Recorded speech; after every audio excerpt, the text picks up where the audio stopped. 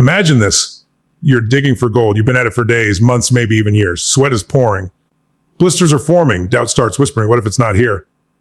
You hit one more strike and the wall feels harder than ever. So you stop. You walk away.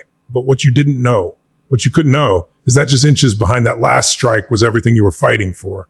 That's where most people quit right before the gold. There's a strange phenomenon that occurs in the human experience, and you've probably felt it. The closer you get to something life-changing, a goal, a dream, a version of yourself you've never been before, the more resistance you feel. The pressure mounts, the doubts scream louder. Life seems to throw distractions, delays, detours all at once. It's not coincidence. It's the threshold. You see, nature has a way of testing us before it rewards us. Every caterpillar struggles in the cocoon before it breaks free. Every muscle aches before it grows stronger. Every storm hits hardest before the sky clears. And every time you're about to level up, life disguises that moment as a breakdown. Why? Because transformation is uncomfortable. Growth demands friction. And the universe, whether you call it God, nature, or your subconscious wants to know, are you serious? Are you really ready? Because if you're not, you'll break. And if you are, well, then you become unbreakable. Now think about your own life, the times you gave up, the moments you thought it wasn't meant to be. Go back and examine them closely, not with regret, but with awareness. How close were you really? How much further did you need to push? Most people aren't failing because they're not capable. They're failing because they don't realize how close they are. There's a psychological term for this. It's called the last mile problem. The idea is simple. People start strong, but when they get 90% there, something shifts. They slow down, they second guess. The end becomes harder than the beginning. Because at the beginning, there's novelty and hope, but near the finish line, there's fear, pressure, the fear of succeeding, the pressure of maintaining it. And so we stall, we sabotage, we quit. But if you can recognize this pattern, you can outsmart. If you're feeling exhausted, discouraged, if you're telling yourself maybe it's time to walk away, good. That means you're close. That means the finish line is just out of sight, but right around the corner. That means your breakthrough is hiding in the breakdown. This is the part where the world separates the committed from the curious, the obsessed from the interested, and it's exactly where you decide if you want to be average or unforgettable. No one gets remembered for how they started. They get remembered for how they kept going when everything said stop. The world rewards those who can suffer forward, who can endure without visible reward, and who can push past the pain not because it's easy, but because something inside them refuses to die without trying. So when it feels like hell, when the resistance is unbearable, don't step back, lean in, punch through it. You're not being punished. You're being proven. And this is your moment. Don't quit in the dark. The light is just ahead. Here's something most people don't understand. Your mind doesn't respond to truth. It responds to repetition. You can tell yourself 100 times that you're good enough. But if the dominant voice in your head, the one that's been rehearsed over years, is telling you you're not, then guess what your subconscious listens to? The louder voice, the familiar one, the repeated one. And often that voice isn't even yours. It came from a teacher who humiliated you in class, a parent who compared you to someone better, a friend who laughed when you dared to dream big. Bit by bit, moment by moment, those messages became internalized. Not because they were true, but because they were repeated. You didn't choose them, they were installed. And that's the real tragedy. You've been programmed. Most of us have, by experiences we didn't ask for and beliefs we didn't build. Now we operate inside mental scripts we never wrote, but we play them out every single day. This is why people feel stuck. This is why even when they're close, like we talked about, they can't cross the threshold because there's an internal contradiction. Part of them wants the future, but the other part is still loyal to the past that says, you're not enough, stay small. That voice is still active, still looping. And if you don't interrupt it, you repeat it. Here's the paradox of change. Transformation doesn't begin with action. It begins with attention. It starts when you finally become conscious of the voice inside your head. Mm-hmm. The one that doubts, the one that distracts, the one that talks you out of showing up fully. You can't defeat an enemy you don't even know exists. But once you notice it, once you really listen to how you speak to yourself, that's when you begin to take control. Not in a motivational way. In a neurological way, your thoughts fire neural pathways. Those pathways, when fired repeatedly, become dominant tracks. Your brain wires itself to follow them. So when you constantly think, I'll never make it, or this is too hard, you're not just being pessimistic. You're building a neural superhighway for quitting. Now imagine reversing that. Imagine replacing this is too hard with this is making me stronger. Not once, but over and over, consistently, daily. You're not lying to yourself. You're rewiring yourself. This is science. This is neuroplasticity. Your brain can change, but only if you feed it different thoughts with enough consistency that they become the new default. And here's what's fascinating: the moment you change your internal language, the world starts to respond differently. Not because the world changed, but because you did. You stop attracting the same patterns. You stop tolerating what once drained you. You begin to move differently, with more certainty, with more intention, with more quiet power. But it starts with mastering that inner voice. You have to become its author, not its echo. Most people think success is about motivation. It's not. It's about identity. You will always behave in alignment with who you believe you are. And the voice in your head is the gatekeeper of that identity. If you believe you're a loser, you'll sabotage every win. If you believe you're not smart, you'll downplay every insight. If you believe you're broken, you'll resist anything that looks like healing. Not because you want to, but because you don't feel worthy of the opposite. So make no mistake, if you're serious about leveling up, you've got to confront the dialogue inside. You've got to interrupt the program, delete the script, write something new, and repeat it until it becomes unshakable. Because in the end, your inner voice isn't just a reflection of your beliefs. It's the architect of your reality. You know what most people do when life starts pushing back? They retreat. They interpret resistance as a signal to stop. But that's where the misunderstanding lies. Resistance isn't the enemy. It's a signpost, a confirmation that you're moving against gravity. Think about this psychologically. The mind craves stability. It's biologically wired to conserve energy, to avoid risk, and to stick to what is familiar, even if what's familiar is dysfunctional. So the moment you start breaking patterns, your mind reacts like an immune system under threat. It sends fear, self-doubt, and even physical fatigue to bring you back to the known. This is the moment most people misinterpret. They assume their discomfort means something is wrong. I'm not ready. I'm not capable. This isn't the right time. And so they step back, not realizing that those signals aren't indicators to quit. They're markers of growth. They're the toll you pay to cross the threshold into your next level. Let me say it plainly, you will never outgrow discomfort. You only get better at walking through it, and here's the deeper issue. We live in a culture that celebrates comfort. Everything is optimized for ease, fast food, instant gratification, swipe right validation.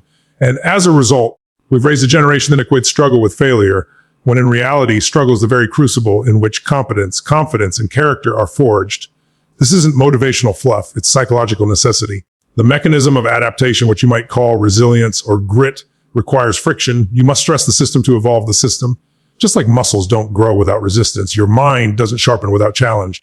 Now, let's get brutally honest. If you're getting hit harder lately, mentally, emotionally, even spiritually, it might not be a sign you're breaking down.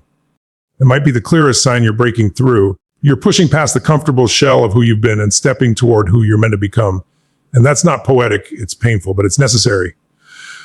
Because the version of you who could tolerate mediocrity, who stayed silent, who kept their brilliance hidden to avoid judgment, that version is dying. And as with any death, there is resistance, there is grief, there is chaos.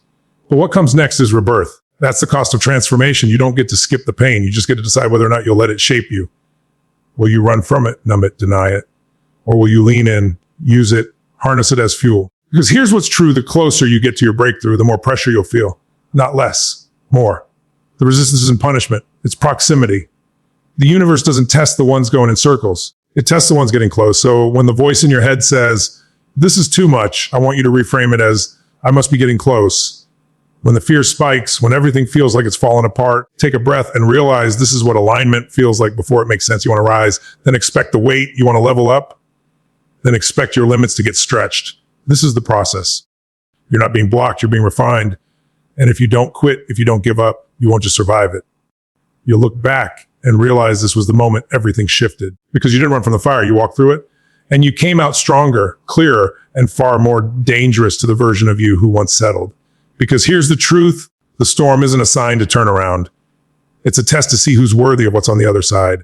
One of the most dangerous traps we fall into, especially when things get hard, is assuming that the difficulty is meaningless, that the pain is punishment, that the obstacles, the failures, the constant uphill climb somehow mean you're on the wrong path.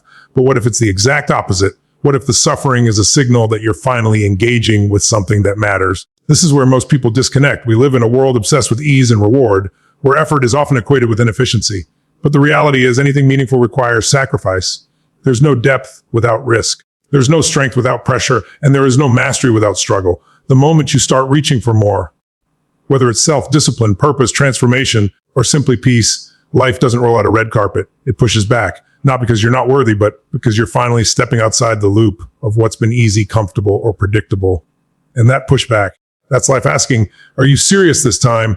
You see, growth isn't linear. It isn't clean. It isn't glamorous. Growth is chaotic. It's full of contradictions. You will feel like you're making progress one day, and the very next day, like you've fallen back 5 steps. That's not failure. That's the cost of expansion. Because real change, the kind that rewires your beliefs, shifts your identity, and transforms your behavior, demands a kind of psychological death. You have to let old versions of yourself go. The version of you that made excuses, that waited for motivation, that avoided pain, that feared judgment, that version cannot come with you. And this is why it gets harder before it gets better. The resistance you're feeling, it's not the world punishing you. It's your old identity fighting for survival. It's every belief you used to cling to screaming, "Don't leave me behind." This is what people don't understand when they say things like, if it's meant to be, it'll be easy. No.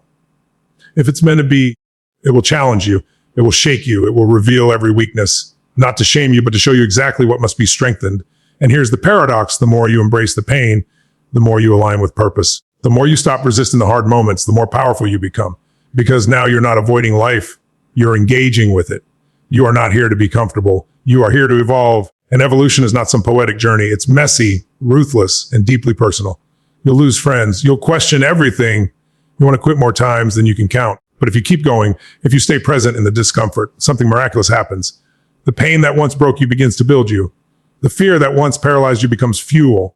And the storm that once knocked you off your path becomes the exact force that carves a new one. It's hard because you're finally aiming higher. It's hard because you're no longer settling. It's hard because you're no longer lying to yourself about what you're capable of. You want to know why it's getting tougher. Because you're finally climbing. And climbing demands more than walking. So stop interpreting the pressure as a sign of misalignment. Start seeing it for what it is, proof that you're evolving into someone capable of holding more. And that's the difference between those who rise and those who fall. The ones who rise don't need the journey to be easy. They just need the outcome to be worth it. You're not being punished. You're being prepared. Don't run from the pain. Rise through it. When you're close to something meaningful, something deeply aligned with your potential, it's not unusual for resistance to intensify, not from the outside, but from within. See, people often talk about fear of failure, but far fewer talk about fear of success. And yet, it's one of the most cunning psychological barriers we encounter. You start climbing, you make progress, the summit is visible, and suddenly, everything inside you starts whispering doubt. Why? Because success demands transformation. You cannot win at the next level of your life while clinging to the identity forged in the previous one. The mind, especially the subconscious, finds safety in the familiar, even if that familiarity is struggle, stagnation, or even pain. So when you begin to break the mold, when you begin proving to yourself that you're more capable than your past would suggest, your mind resists not because you're failing, but because you're evolving. And evolution is uncomfortable. Your nervous system is wired to preserve homeostasis, psychological and physical balance. But when you're on the brink of a breakthrough, that balance is threatened. You're disrupting old beliefs, rewiring perceptions, shaking up long-held narratives like, I'm not good enough, or I always quit. Those stories are deeply embedded. You've repeated them so often, consciously or unconsciously, that your brain treats them as truth. So when you start acting against that narrative, it creates a kind of internal static. It's not a sign you're off course. It's a signal you're on the edge of something powerful. This is where most people turn back. They misinterpret the discomfort as a sign to stop. They assume something is wrong with the path. But discomfort is not the enemy. It's a compass. It tells you that growth is happening, that the shift is real, that the former version of you is dying off and making space for something newer, stronger to take its place. And let me be clear, this process isn't romantic. It's not some Hollywood montage. It's lonely. It will test every ounce of your will because your old identity will fight for its survival. But if you keep going, if you lean into the resistance rather than run from it, you'll begin to notice something strange. The fear starts to quiet. The fog begins to lift and a new kind of power begins to rise, not arrogance, not ego, but certainty that comes from facing the storm within and walking out the other side, scared but intact. When you do this, when you step forward in spite of the discomfort, you prove something to yourself that no one can ever take away, that you are capable of outgrowing the mental cages you've been living in. And here's the truth. That old identity, that scared version of you, it was never the real you. It was a survival response, a strategy, a mask. But the real you, the focused, determined, grounded self, has been waiting underneath the entire time, waiting for you to stop shrinking, waiting for you to stop negotiating with fear, waiting for you to decide. So if it's getting harder right now, if it feels like you're being tested more than ever, don't back down. Don't retreat. Recognize what's actually happening. You're getting closer to the version of yourself you've always known was possible, closer to the life that reflects your true capacity, not your conditioned limitations. And that's why it's getting tough, because you're finally stepping into the ring with your potential. Don't let the discomfort fool you. It's not the end, it's the threshold. And if you can cross it, if you can hold steady just a little longer, you'll discover that the life you want isn't just possible. It's inevitable. When you feel like quitting, when your energy is drained and nothing seems to be working, those are the exact moments your mind reveals its true allegiance. You see, the human brain wasn't designed for greatness. It was designed for survival, for safety, to avoid pain and preserve comfort. So every time you step towards something that requires your full presence, something that requires sacrifice, resilience, clarity, your mind will whisper one thing: go back. It's not personal, it's biological. But understanding this doesn't make it easier, it makes it clearer. You are not at war with your environment, your circumstances, or even the people around you. You are at war with the voice inside your head that's trying to negotiate your future in exchange for comfort right now. This is the critical insight: growth and comfort cannot coexist. The part of you that wants to evolve must be willing to disappoint the part of you that just wants to be okay. That's the internal tension. That's the friction that makes discipline hard, consistency exhausting, and quitting so tempting. But quitting doesn't remove the burden. It just transfers it. It transfers it to your future self, to the version of you who wakes up months later wondering what would have happened if you just held on a little longer. Quitting isn't freedom, it's delayed regret. What most people don't realize is that success, mastery, impact, they don't require superhuman talent. They require staying in the game just a little longer than the version of you who always gives up. That's it. That's the margin. It's not a dramatic act. It's not heroic. It's mundane. It's doing the boring work one more day, showing up when you don't feel like it, being consistent when the results aren't immediate. Because this is where transformation happens, not in intensity, but in repetition, in doing what's right even when it's not rewarded right away. You don't rise when it's easy. You rise when you choose not to quit when it's hard. That's when your character is forged. That's when self-respect is earned. So if it feels like no one sees your efforts, like the universe isn't responding, like you're screaming into the void, good. That means you're in the fire. That means you're being shaped into something rare. The people who accomplish extraordinary things in life aren't the ones who had the most luck or the best timing. They're the ones who made a decision, an unshakable internal agreement that they would not give up. They understand a simple truth: your future is not waiting for you. It's being built by your choices right now in real time. And the choice is this: will you retreat into the safety of the familiar, or will you hold your ground when everything inside you wants to run? You have to decide, not once, but daily, sometimes hourly, because doubt will return, fear will revisit, but so will strength, so will purpose. If you choose to stay in the fight, this moment right now, it's not just another day, it's a test of how badly you want the life you say you want, a test of whether you're ready to trade your excuses for execution, a test of whether your comfort matters more than your calling. And the good news: you already have what it takes. You don't need permission. You don't need a sign. You don't need a perfect plan. You just need to decide that quitting is no longer an option. Stay in the fight, because it's not over until you win. You're not struggling because you're weak. You're struggling because you're getting closer than ever before. That resistance, that pressure, that pain, it's not a sign to stop. It's a sign you're almost there. Keep going. You're closer than you think. If this message moved you, if something inside you woke up today like the video and subscribe the channel and share this video who need it,